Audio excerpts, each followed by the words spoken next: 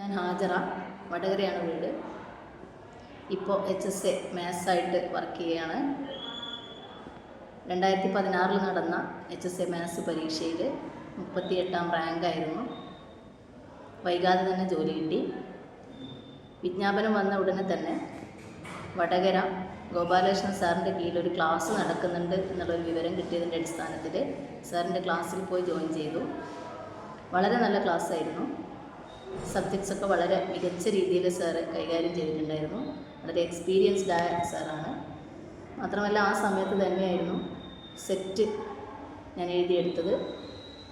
അതോടൊപ്പം തന്നെ തുടർന്ന് HSST കോച്ചിങ്ങിലും ഫറൂഖ് കോളേജിൽ വെച്ച് നടന്ന കോച്ചിങ്ങിൽ പങ്കെടുത്തിട്ടുണ്ടായിരുന്നു.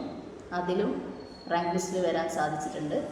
അപ്പോൾ ഇത്രയധികം ക്ലാസ്സുകൾ തന്നതിനും ജോലിയിൽ പ്രവേശിക്കാൻ സഹായിച്ചതിനും സാറിന് വളരെയധികം നന്ദി അറിയിക്കുന്നു.